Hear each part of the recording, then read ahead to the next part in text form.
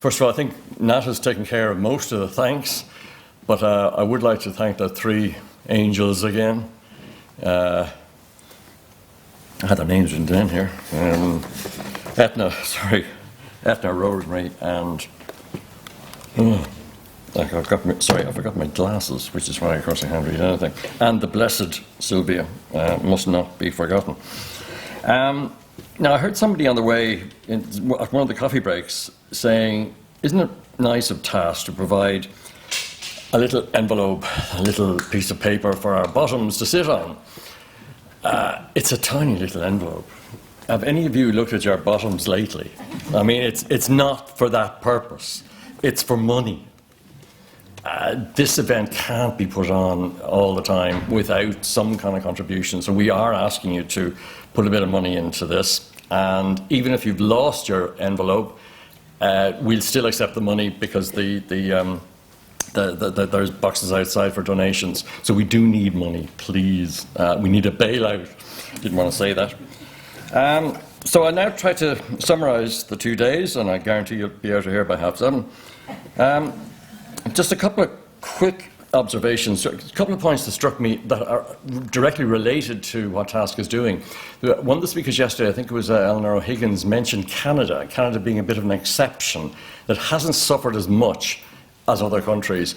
And she put that down to the greater sense of solidarity, greater sense of community in that country. It never went for the same level of individualism as kind of captivated the rest of the world, Ireland in particular, much to our chagrin over the last couple of years. And in that connection, TASC has just published a series of papers which I would urge you to have a look at under a collective title of The Flourishing Society. And it's directly aimed at trying to create a greater sense of community in our society. We accept it's going to take some time. There are cultural values here which go against that kind of sense, yet we have a word called mehel, which has been used and often is used here, so it's not all bad news. We have a tradition of community as well as a tradition of individualism. So I'd like you to look at that. Just a quick comment on the mixed economy session this afternoon. I'm always surprised that, the biggest fault, if people are criticising the state getting involved in any aspect of the economy, it's always that the state can't pick winners. That's only the job for private enterprise. That's very odd.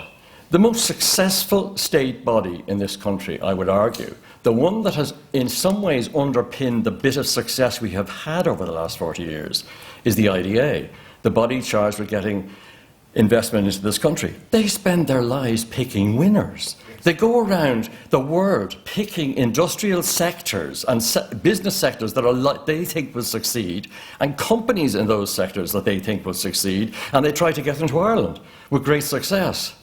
So they're picking winners. So I just think we should sometimes rebalance that argument a little bit more. Now, you can't say that you're not surprised when you come to a TASC conference. So who would have thought we'd be discussing Biggles? Biggles is something I remember vaguely from my childhood, but I never thought we'd be debating Biggles. And that song came into my mind. There's some English, music hall, Don't Let's Be Beastly to the Germans. They've taken a bit of a hammering today. I'd just like to make one point. It's something I read recently, and it did strike me as quite interesting. And I'm not in any way defending any of the points that are opposing any of the points that Professor Galbraith was making.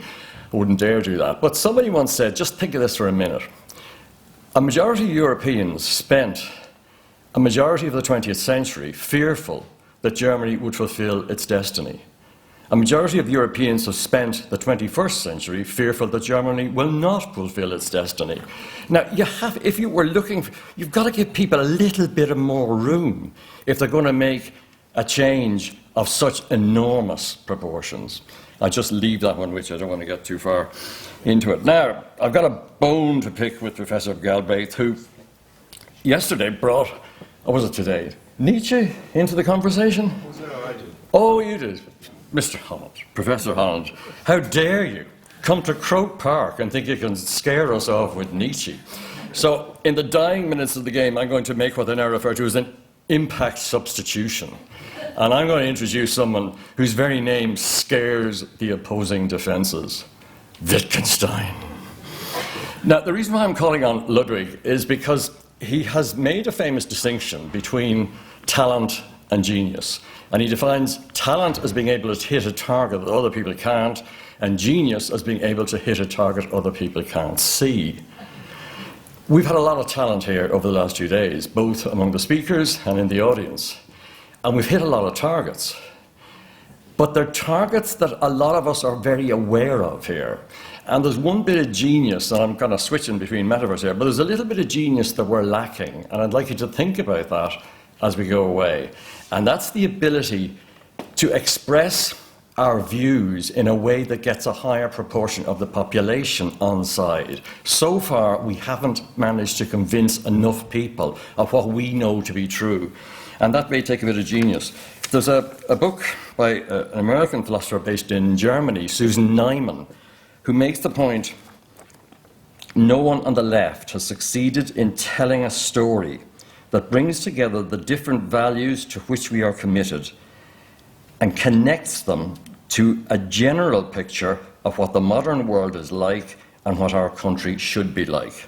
Now, can't go into that in any more detail. The book is Moral Clarity by Susan Neiman, but I think we have failed a little bit in coming up with language and a story, or what is fashionably now called a narrative, to convince a wider section of the population of what we know to be true, for them to know it's true. However, there are some green shoots appearing at the TASC conference, and some people have expressed ideas in very imaginative ways, and I'd like to just end by giving them due respect. So the award for the best poster, and I think that's Terence McDonough from Galway, Saving Private Banking. Now, if you were here yesterday, you would have seen that. It was beautifully art-directed, brilliantly expressed, and if we had more of that, I think we'd get more people around to our way of thinking. Dr. Westrup came up with a new word. Sometimes the words we use can be very, if the words are used too often, they've no effect. It's like the word passionate at the moment, which has no effect whatsoever, because everybody's so bloody passionate about everything, it doesn't mean anything. It's like listen to Enya in a hotel lift, you know, it just washes over you. So we had a new word yesterday, a new word for me anyway, but then maybe I'm a bit challenged. Egregious, from Dr. Westrup. I can't even pronounce it properly. I suspect what it means is you've got venial sins, you've got mortal sins, and you've got egregious sins. But that seems to be quite a good word to throw into the argument. As regards memorable phrases, I'm going to pick out 4. Our own Tom MacDonald had a very succinct way of summarising the problems that we're facing. A systemic European crisis requires a systematic European-wide response. And I think that's a brilliant way of expressing that, so well done, Tom. Now, Professor Holland again gets into the ranking here. All power corrupts, all PowerPoint corrupts absolutely. I am definitely going to use that one. That's brilliant. Joint winners, and I'm not going to pick them here, I'm not going to kind of distinguish between them, is Professor Galbraith. It's very hard to make a man understand something when his livelihood depends on his not understanding it. I think we could all use that one. But the final one is Stephanie Griffith-Jones. What quacks like a duck should be regulated like a duck. Thank you very much.